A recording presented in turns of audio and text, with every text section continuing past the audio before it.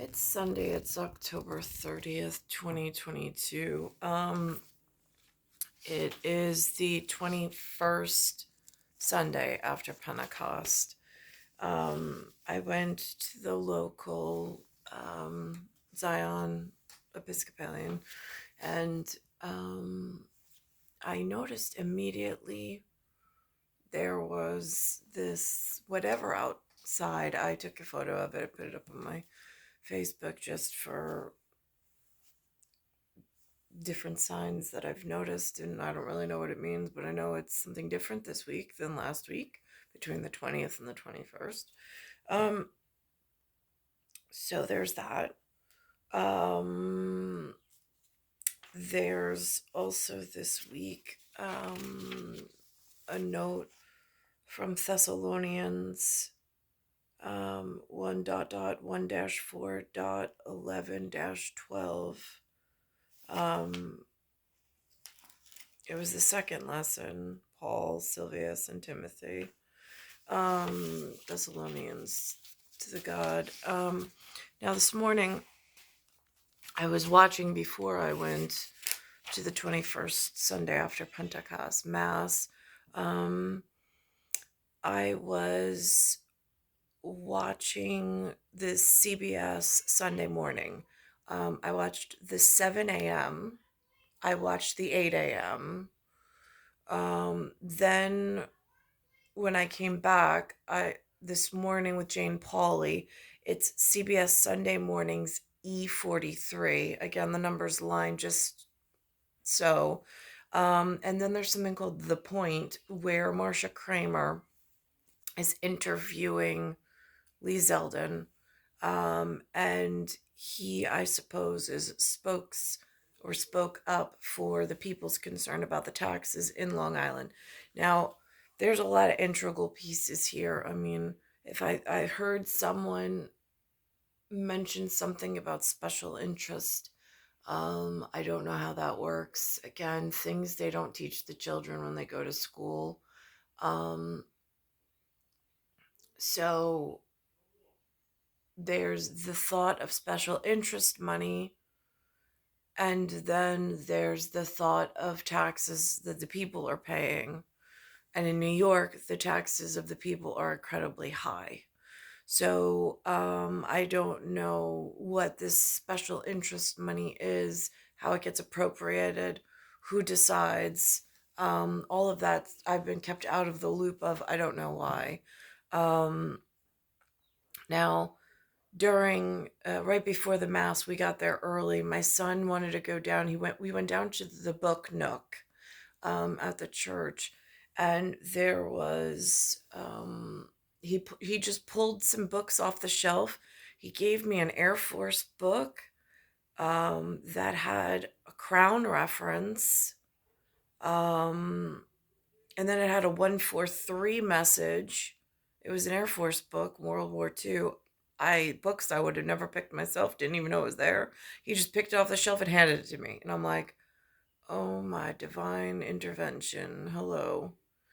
And I'm reading this. Then he pulls out a second book about something about girls, and then something about the comedy of what's allowed to be said, what's not allowed to be said, whatever. And I'm just like, I mean, messages within a message in the most mild mannered, like, looks human, acts human, but is on some alternate cosmic messaging schematic, by handing me just the right succession of books for just the right part of my life that I'm in. Um, Now, this morning on CBS 7 and 8 a.m., they have this thing about cancer. Um, it's called Medivivor. Uh, there's something to do with breast cancer. Um, and again, like, it's, I'm real cautious when talking about um, this for several reasons. I mean, but whatever. So there's cancer. So they're talking about cancer. And then it comes up, I've heard this really angry thing about skinheads in my life frame. And I'm like, if your child has cancer and loses all of its hair, it now has a skinhead. That right there, if you're talking special interest, the difference between special interest and the work that parents have taken on in large area, let's just put large area distilleries. Then there's some form of commonplace communication that gets disseminated because, I don't know, like special interest groups don't want their special interest fund money shut down, but it's hurting the people. So, how do you even broach this topic? Normally, nobody does. I am like with nothing left to lose. Um, they've given nothing to me, and I have, I mean, it's my life on the line at this point. So, they're speaking of cancer. It's a different way of speaking about skinheads. Now, in large area distillery with the fumigation machines of the automobiles, and the chemicals that are mixed in with the alcohol, ethanol, that they're just spraying all over. And there is a real effect that I've noticed since as of late, with kidneys being a concern, and toxicity level. I've noticed that, like, when they have a beer commercial, I mean, I live in a dry house, so there's no alcohol in the refrigerator. There's no going to the distilleries and things, but there's a head. I've been in a place where there's been froth at the top, the foam of the beer, whatever that process is, when the nephrology or the juxtamedullary apparatus starts doing its special function in kidney, and in renal, whatever function, physiology, when it starts passing through bubbles in a UA or a UTI, there's several concerning factors that I have that come up for me as being studious at a very novice level of study. It's as far as I got in studies, which isn't very far, but it's enough to notice the concerns, and the froth inside is indicative of either a yeast imbalance, a chemical imbalance, some other protozoa or like probacteria that's in there, at distillery level, that's being inhaled. Because I don't drink beer. So, on my day to day, for the majority of my life, there has been no alcohol consumption whatsoever. Rare few instances, or rare like time frame, and especially whatever and whatever. But for the most part, so for a non-alcohol consuming by oral, like an NPO, essentially an NPO, um, to have this level of froth is, I am concerned about the level of automobiles and environmental toxins that are being put in. Then the increase, of cancer patients on Long Island. Also, I'm sticking real local telephone company. I mean, I don't know how the region's doing. I don't know how long distance phone carriers are doing, but I'm really frightened that the mobile has broken down telecommunications and the ability to even protect a localized area from being struck by this devastating health effect just for having some automobile opportunity to transport oneself, rather than investing in the future and investing in the children's future of a future without cancer. Um, so that's pretty much where I'm at. I mean, this morning I was thinking of Marc de Voot, not knowing really where it is. I looked on Translator. It came up with suggestion path of Marathi, which again in Lady Gaga I heard Mara and the baby is sick. Again, not my cup of tea, but here we are. And then that goes back to the Marauders, and then there's like a Raiders reference of some sort. And then I look that up, and that goes to the GOA. And I'm like, I'm in GOD territory, not GOA. Big difference. I still don't know what a GOP is. Is that like the Pacific got involved? I mean, like again, my feet are in God territory. The good Lord they say is Jesus here. Um and then they talk about racial slurs. I'm like, is that because like if we're in an automobile area, like the children in the haves and have-nots are fighting for conversation and for theoretical whatever, but they keep like line backing and taking down like the good innocent players for the other team in some anti-sports whatever. I mean, like again, I don't have Coach Brady. I mean, he's my quarterback of preference, but the quarterbacks have been changing, which is weird since there's only one bird. And I didn't know you couldn't pick, but God picked in the God of cosmic timing. I mean, he's on my grid. He's the same day as me. He's just 1 year off. And they haven't put up any more sports paraphernalia or propaganda that match my calendar zodiac. I mean, like, I don't know what else to say. They've raised him up in some whatever they do between the good and the evil of the world.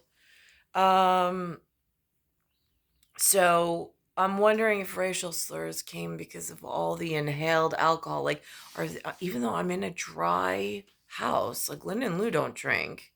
I didn't drink ever. There was no alcohol allowed in the house when the kids were little until Tia Frio came over and had a house party once, and then they had to bring their own because I don't keep alcohol in the house. I don't drink.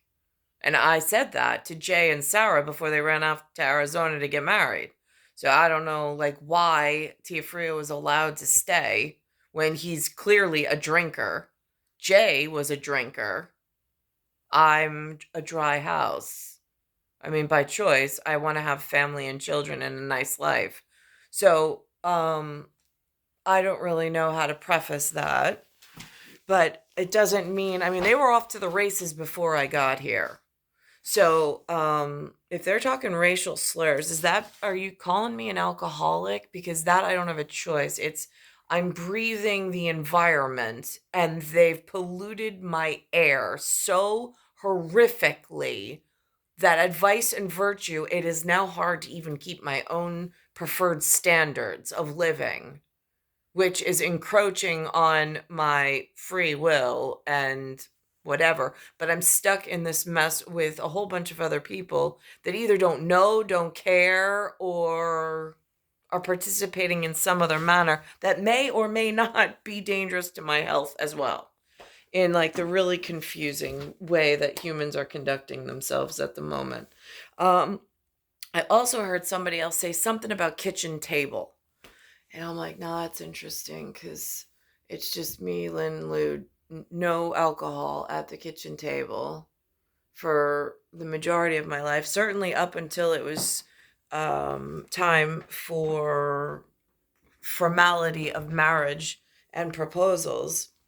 There was no introduction of alcohol unless they sent someone with a death wish of their own making for whatever that was, in order to seek out and destroy those that seek to destroy the only living effort that was worth anything in the school and the way I was being raised. I mean, that would be a quick fix as far as I can see, with taking everything else out of the equation. Who was Gabe representing? I know the name of the person who brought a bottle of vodka, just didn't know what it meant, didn't know what special interest he was trying to whatever. So now, how does that work in real life? Like fantasy league, like first wives, someone you're already wed to, but get no time at all for whatever reason. I mean, this is like a real conundrum they've put together. So here's Sunday mornings at 7 a.m. This is the cancer Now, explaining it. both of you have metastatic breast cancer, right? Yes. This is an unfortunate result of bad policy and business decisions prior to our birth. But now they're around my age, and one has one I from watching this and then recap of what I can remember, she has children. So now you're struck with this really horrible disease process, but yet you still have to mother these children and still survive and get through this. It's wounding people in a field that wouldn't have been wounded had it not been for this automobile industry, this gas distillery, and then the mix of these chemical compounds, making them into fumigation machines in order to have this long drawn out death sentence.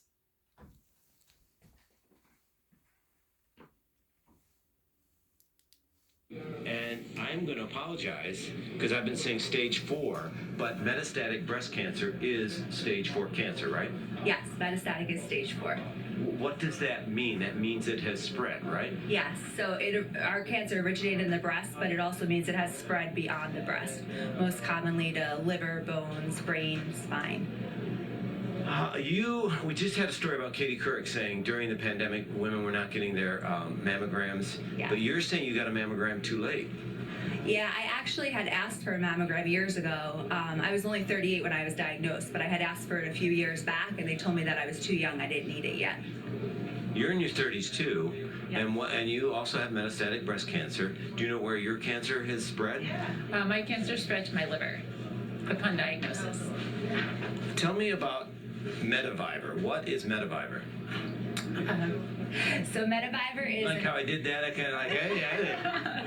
Mediviver is an organization that puts 100% of all donations towards research for metastatic breast cancer, and it's 100% volunteer run. Speaking of runs, you created this run, and in fact, this run. What is this run that we're talking about? The Yeah. color run. Yes. So I was asked to be the New Jersey state captain, and I said, when do we get started for Light Up NBC, our big campaign? And they said June, and I said I wanted to do something right away. So me and my sister came up with the NBC Color for a Cure Fun Run. I love this, Color for a Cure. Yeah. This is going to drive Vince crazy too. Let's bring in Sister. Come on in, sis. I know. I saw you in the picture there. I see you running there. What do you think of your sister and her courage and her determination and willingness to help?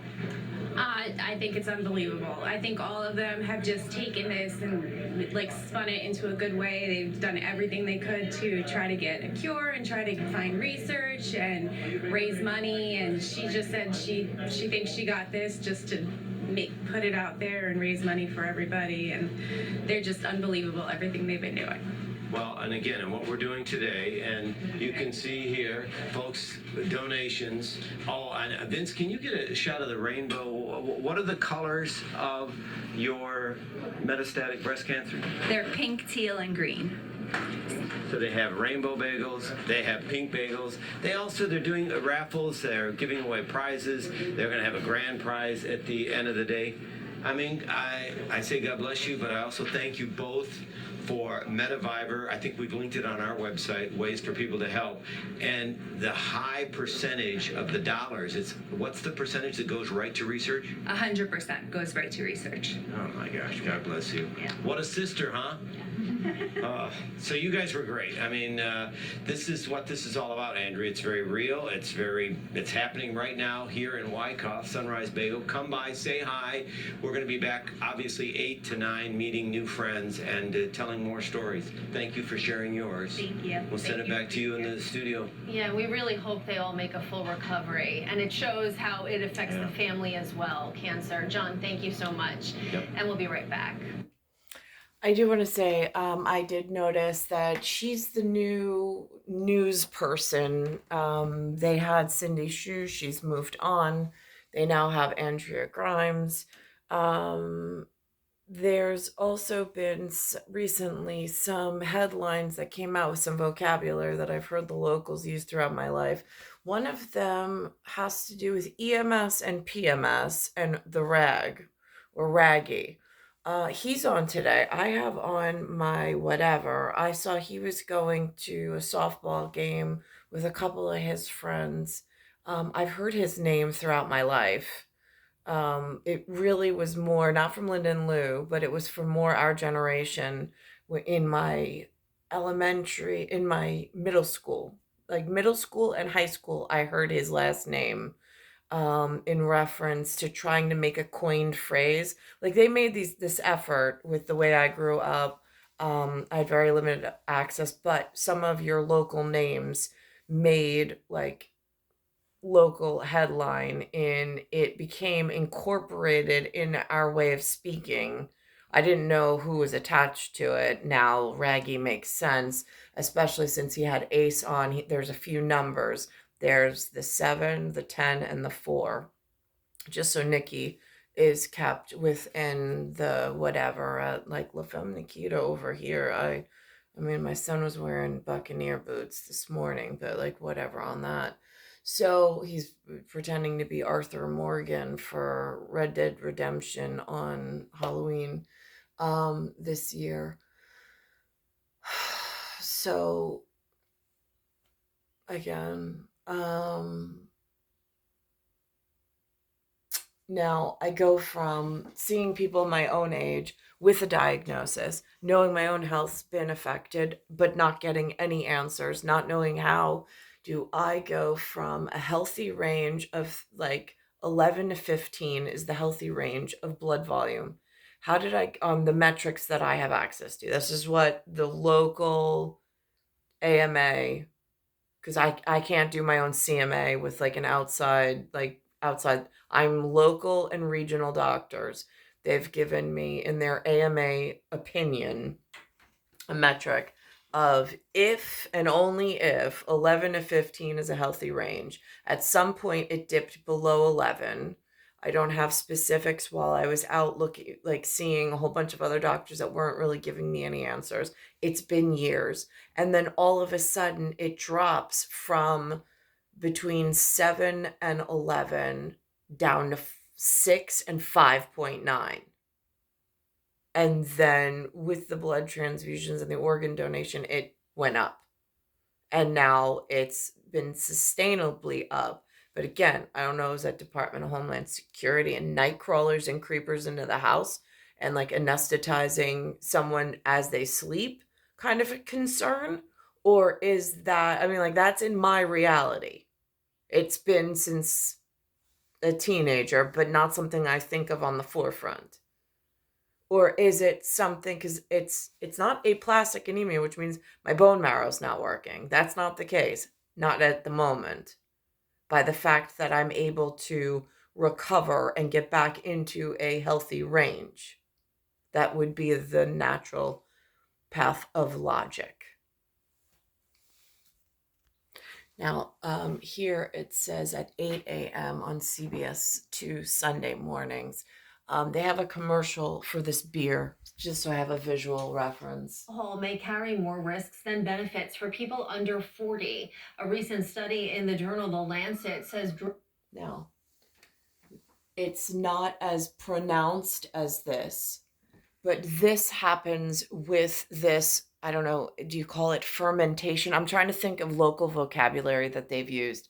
I don't work for an IPA. I don't work for a distillery necessarily. I mean, I don't get paid by any of this. And I don't know how to keep safe, and I don't really know how they integrate safety and whatever and being honest about things. But this is happening not to the not to the quantity, but the frothiness is apparent and clear in some of the UAs that I've had collected and that I've had to have the doctors send to certain laboratories, which I don't know where they send them, and I don't know where the results go either. That's even more frightening. Now, I mean, like, are they making money off of these results? Are they doing some clinical tests, some clinical trials, some whatever? I mean, like, how do I protect my anonymity and my, like, I mean, I need to stay healthy and know if I have cancer or if how to fix my situation, but they're not even giving me magical answers either, which is really frustrating. And then I see how many people are affected by cancer. So I'm going to go back. So this was a health watch for 40-year-olds at the moment. And this is where this is PO. PO. That's by mouth. That's the medical shorthand script.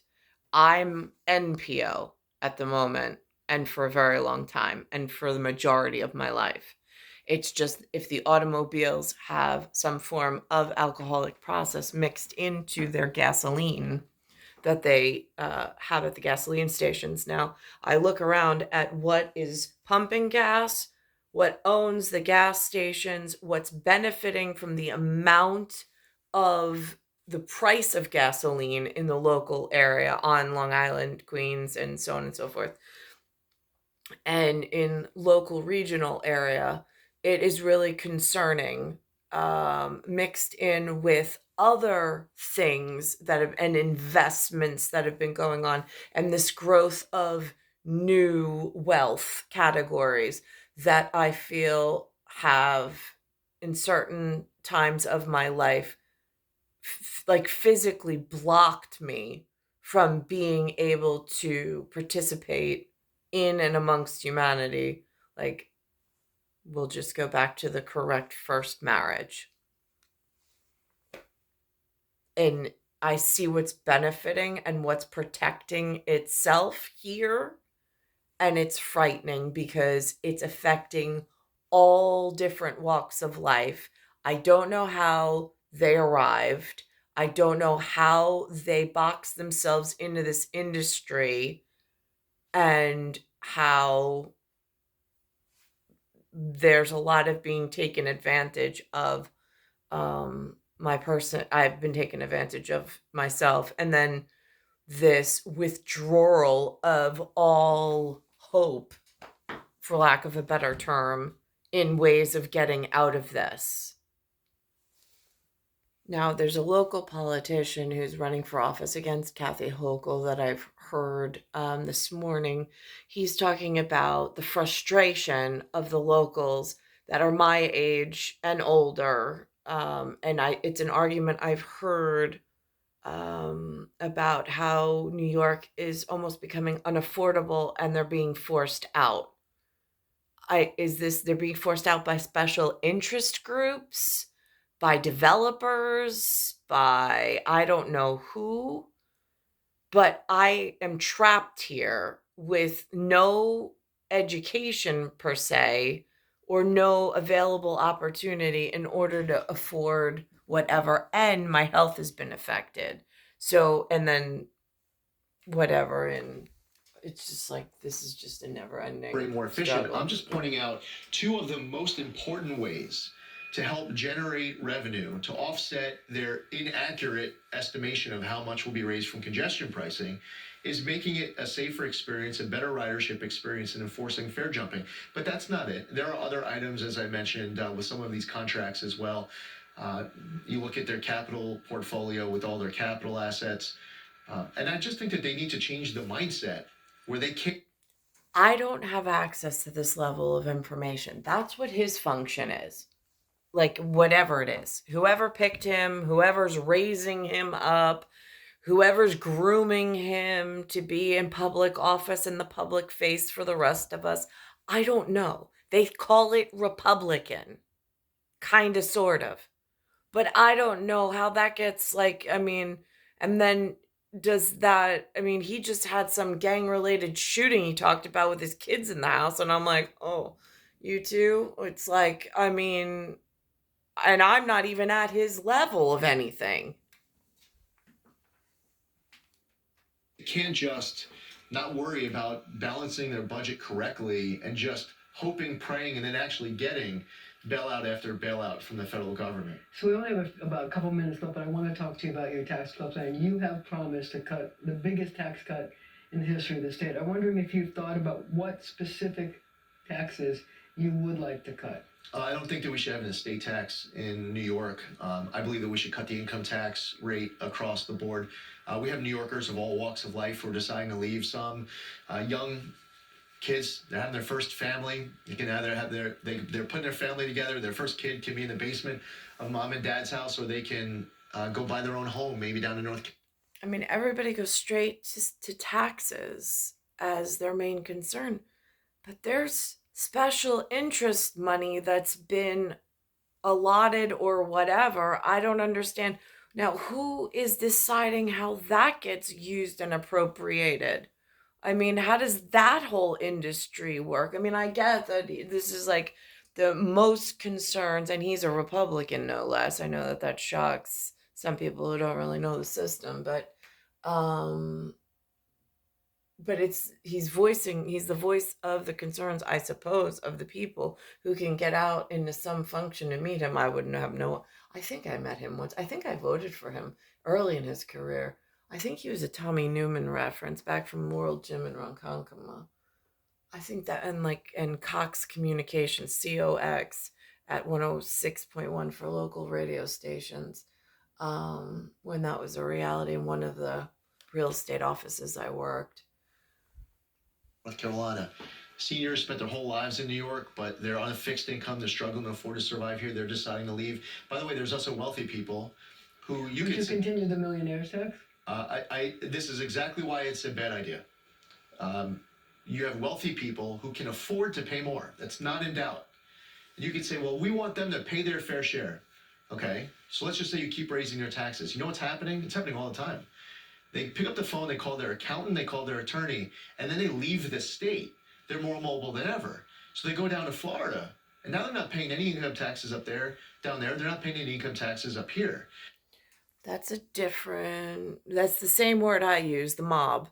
But I talk of the mob at the mobile telephone and breaking away from the chain to the wall of your one communication, so nobody can say from satellite they broke in. I mean, there was special papers that they used to use, so like keeping short leashes on specific people. I mean, that's like internal Department of Internal Security. Like, I thought that was a good idea, having that wire that you can't leave the wall. So this way it's between you and the wall, but they broke the wall and now you just talk anywhere. And it's like the Phillies and the Astros are playing every day, and I don't know who's winning and who's losing. And I never know who's up for bat. So this isn't about what you think is the right amount for that person to be paying on top of what they're already paying. The reality is that if you keep raising taxes on New Yorkers, they're hitting their breaking point. They're saying, you know what? I'm gone. You don't want me to live here. Kathy Hochul said that I'm challenging her as governor, and she says that I'm no longer a New Yorker. She demands I get on a bus and I move to Florida. And it's a message to a lot of people who are out there who are just not happy with the direction of the state. So I feel like there are a lot of New Yorkers of all walks of life who are getting pushed away on economic policies and public safety policies and more. So we're going to have to leave it right there, but I can tell you that the conversation was.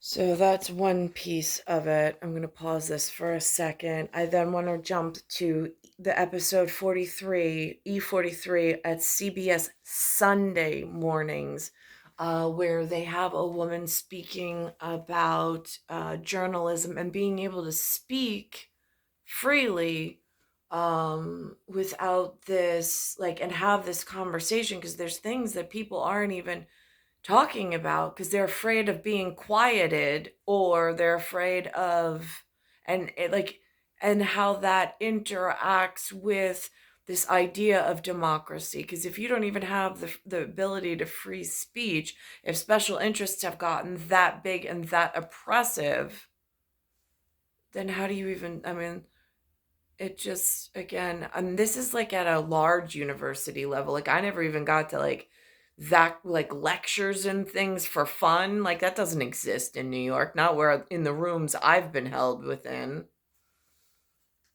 I've heard in the movies reference it like, oh my God, like two lovebirds like meeting on a college campus, like, oh, what a romantic idea. And like, you want to go hear someone speak and lecture, like, and you go and like, you forge this relationship, just the two of you. And like, I mean, like, beginning of life, oh, it sounds so romantic. Yeah, like, okay, great. I don't, it wasn't written in my real life script. Like that's some fantasy league in the movies. I don't know. Did that end before, like did they take everything positive about the world and like hopes and dreams totally away before I arrived? It really feels that way. I don't know. I mean like Stolen, that these elections are not legitimate. Michael Berkman is a Penn State professor who directs the university's McCourtney Institute for Democracy. They study what it takes to nurture democratic institutions in the U.S. and abroad. So often in the United States, people often say it can't happen here. The rise of a hardline, nationalistic, anti-democratic government. But could it? Oh, absolutely.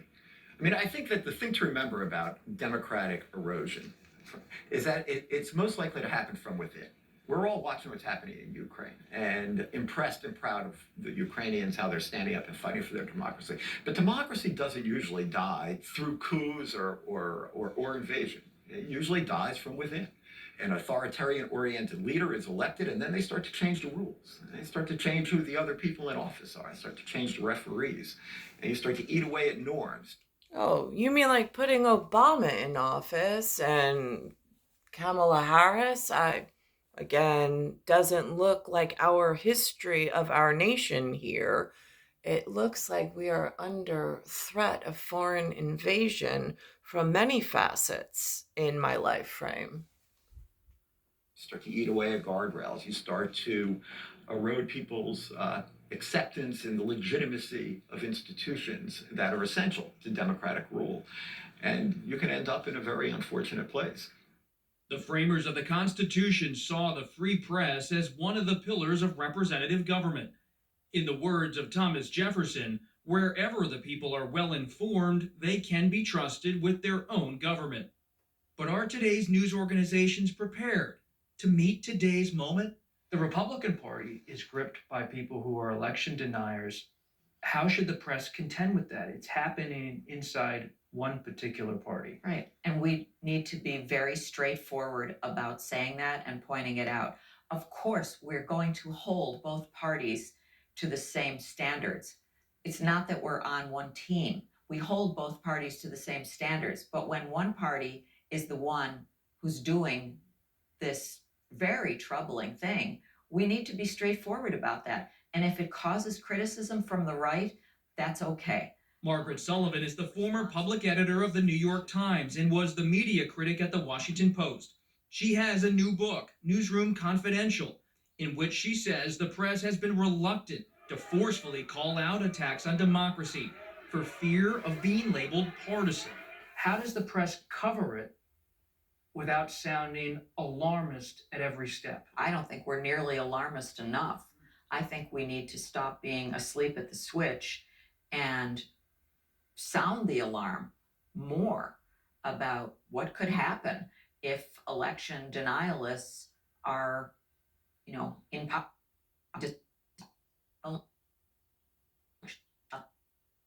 We no longer have a country anymore. What are the stakes this year? Well, I think that they're profound. When you look at the overhang from COVID and the various COVID relief. I'm not giving more voice. It's the same message from both of them. Now, here's the beginning of the episode where I know for a while they were doing like Cindy Shu, like everybody loves you. And they were going all throughout New Jersey touring. Everybody was loving Cindy. John was bringing Cindy back like gifts and things. And so I just, in all fairness, Andrea Grimes is now on the desk. Cindy's been moved on to whatever it is that these people do that sit at this desk and talk into a camera do. So I just want to make sure John made sure that in this bagel store this morning, where they're doing this cancer awareness messaging, and where Raggy winds up showing up with his ace and his softball game, with the numbers of whatever participants he has there. Um, they have people that came out and were wishing Andrea Grimes the same appreciation that they did for the other one, just so everybody gets the credit of it. Looks like they're working together in a nice civil format, just so civics is at ease and at rest. And these are like the confusing messages they keep propagating and moving forward and then growing, and it's like, It is coming up on 7 o'clock on this Sunday, October 30th. I'm Andrea Grimes. Much more in our top stories in a moment, but first, to check on the weather. John Elliott is live in Wyckoff, New Jersey with a friend. Good morning, John. Well, no, wait, Andrea. It's a Andrea Grimes fan. Oh. This is Sheila Clancy. She says, "Oh, hey, how's Andrea? First up, how old is your son? He's 16. How many bagels did you just buy? I bought 12 bagels. Good grief! Your son will eat 12 bagels? We spread them through the week. Okay, I was going to say, if that'd be a big breakfast. Sheila, I know you've got Buddy in the car, Buddy the dog. So you go ahead and head out. And just real quickly, Vince, I want to show you. Look at this. Look at this. We got the pink bagels. That's right. We are at Sunrise Bagel here in Wyckoff. And it's more than pretty bagels. It's for a great cause. We'll tell you about it in just a second. Right now, though, let's talk about some cool temperatures. It is cold. People coming in already. now it goes from here. Somebody, again, I don't know anything about the Cardinal Dolan. I don't know the residents. I don't know. I think he's out of St. Patrick's Cathedral. That's all I know. But somebody threw a wrench, they're saying this morning, but I'm like, and my son said, now why would they do that? Why are these? And I'm like, I don't really know, sweetheart. I was like, there's a lot of signs going on in the big wide world of things. I was like, but they're not always really very clear to me in the moment. How you can help here in Wyckoff. Right now, though, from the Andrea Grimes fan club, we'll send it back to you in the studio. Please tell Sheila I said thank you. Thanks, John. Investigators have released new images of the suspect wanted for vandalizing Cardinal Dolan's residence in Midtown. CBS 2's Christina Fan has more from outside the cathedral, which is right next to his home. Good morning, Andrea. Cardinal Dolan was not home at the time. This morning's mass at 10:30 will be his first since the act of vandalism took place Friday afternoon. These are new images of the suspect police are hoping to identify. Surveillance video shows him walking up behind the church on 5th Avenue around 2:30 Friday afternoon.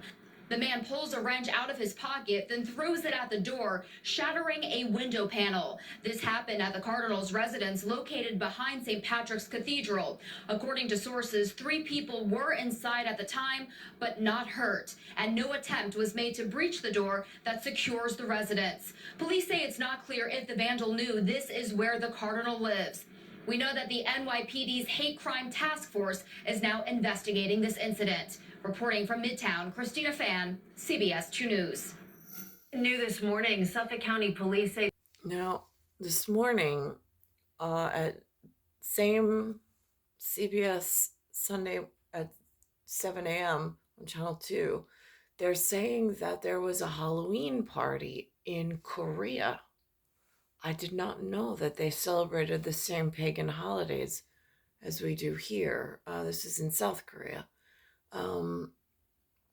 They also have on one of their emergency vehicles 119, which is the direct opposite of our 911 system. I found, as far as like an EMS to PMS kind of a way, I'm just observing this. I'm not quite clear on this one either.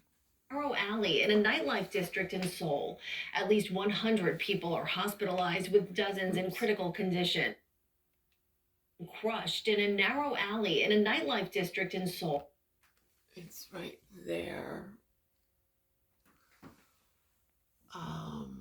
I thought that was interesting, but what else is interesting is how the reporter admits that there's people teaching the language here, and then people are going for doctorates elsewhere. And again, I get that there's some allowance and partnership and strategic alliances and things. I just, as a person who grew up on this island, I would have no idea who to ask. Like, is there something I should know about? Like, are these on an approved list? Are these not? I don't know who takes care of that level of stuff.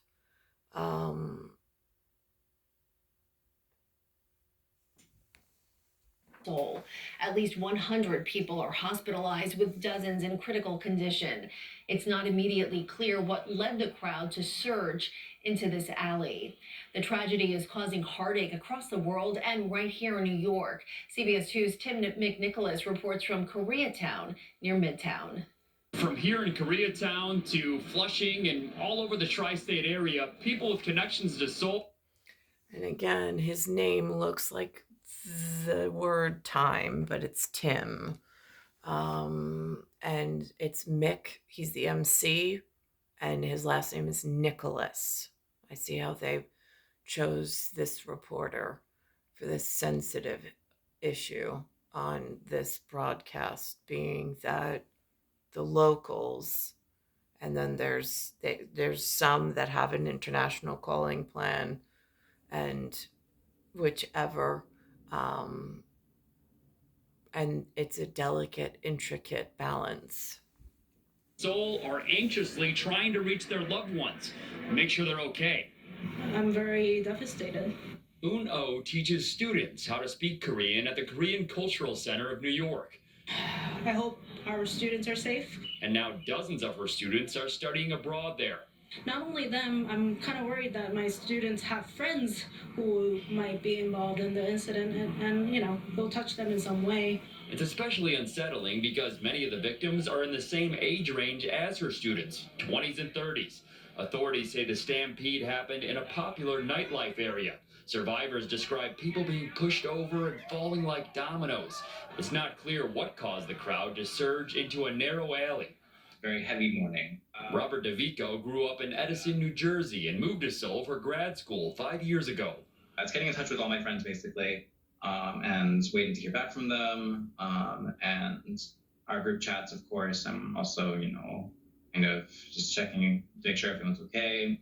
The tragedy unfolded as an estimated 100,000 people gathered for South Korea's largest outdoor Halloween festivities since the pandemic began. DeVico says he attended the Halloween festivities in this area a few years ago, but decided not to go this year, in part because it was so crowded in the past.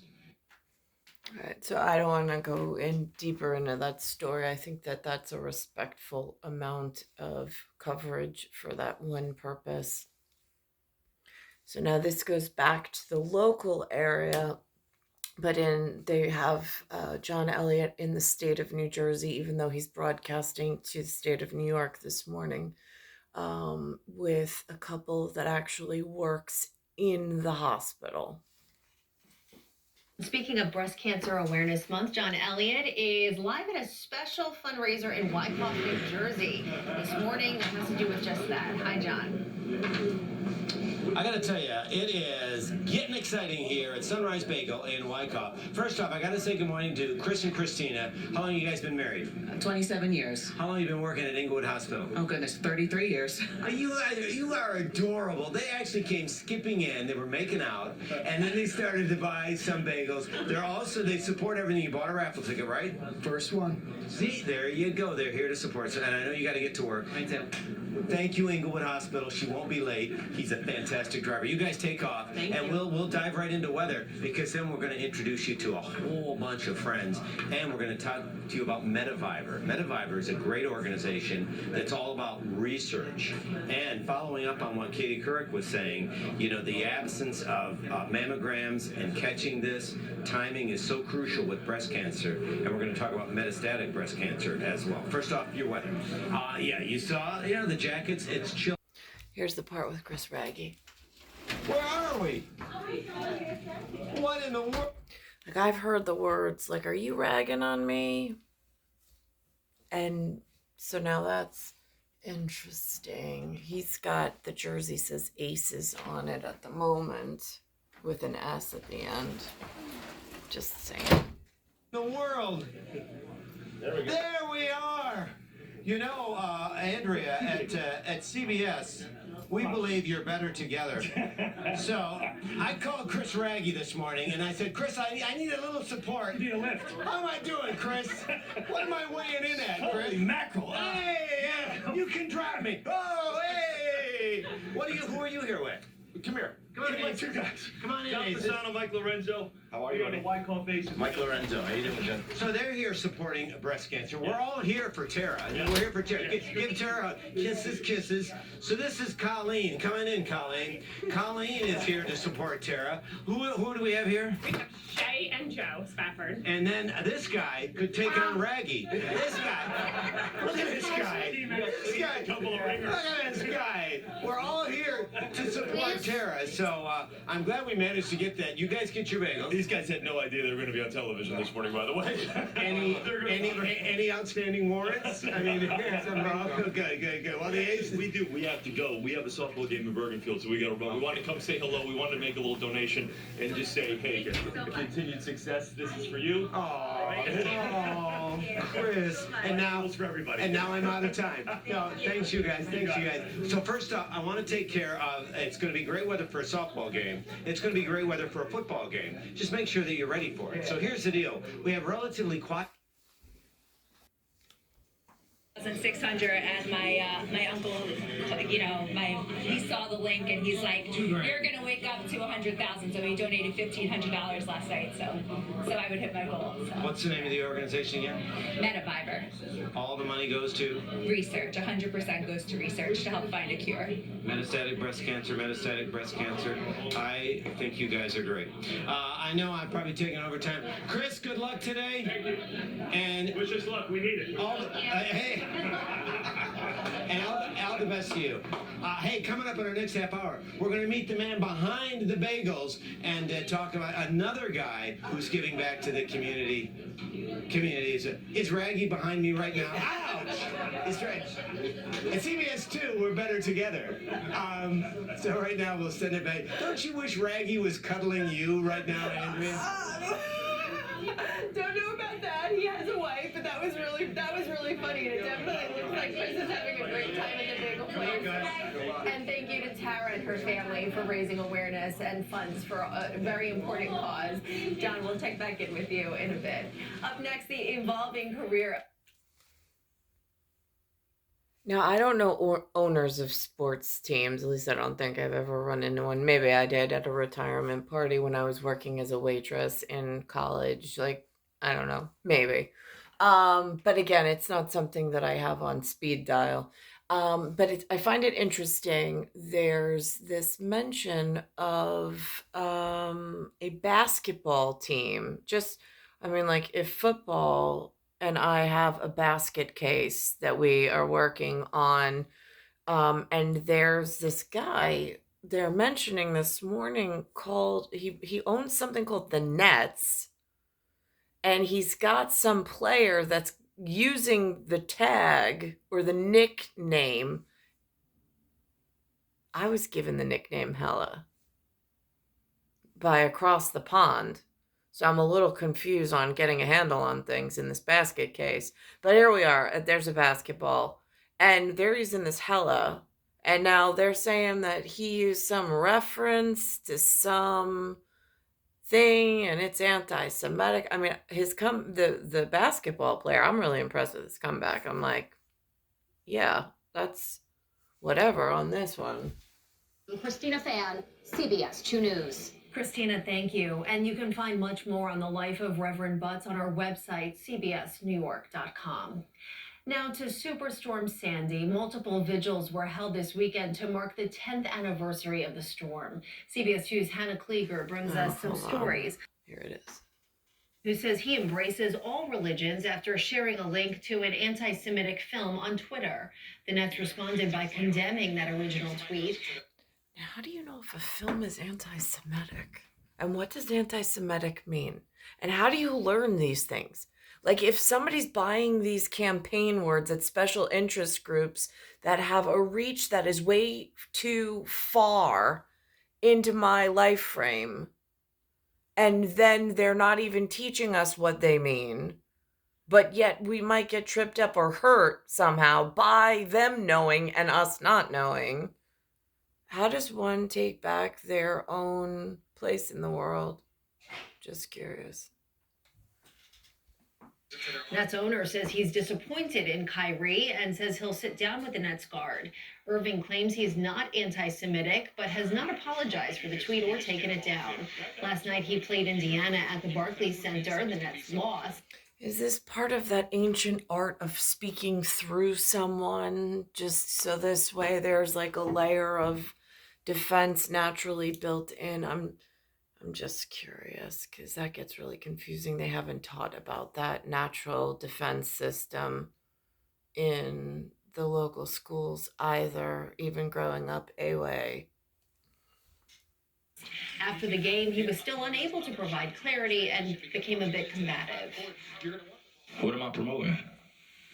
Put it out on your platform. But I'm promoting it? Do you see me doing, do you see me in front of Putting it out there, people are going to say that you are Yeah, put it out there just like you put things out there, right? Yeah, but Okay. it's not You put stuff. things out there for a living, right? Right, but my stuff Great. is So not let's move on. filled Let's with move on. anti-Semitic Let's stuff. move on. The NBA has released a statement denouncing hate speech, but stopped short of naming Kyrie Irving directly. Halloween is coming up tomorrow, right after the break. So again, so there's this big conversation at like multi-levels, multi-facets. I was on the camera this morning at the 21st Sunday after Pentecost with the local community. Not speaking. I'm not at the POTUS or the podium. I'm just in the pew. And I'm there in chaperone with my son, who's also, I'm trying to get into the discipline and the regimen of attendance, even though he may not be aware or as spiritually aware as I am at the moment. It's just this whatever. It's star 1978, star 8378, Nicole, Cattaruzza, it's Earth, solar system, Milky Way universe, galaxy is broken, and it's Bayside Station, Bayside, New York, 11361.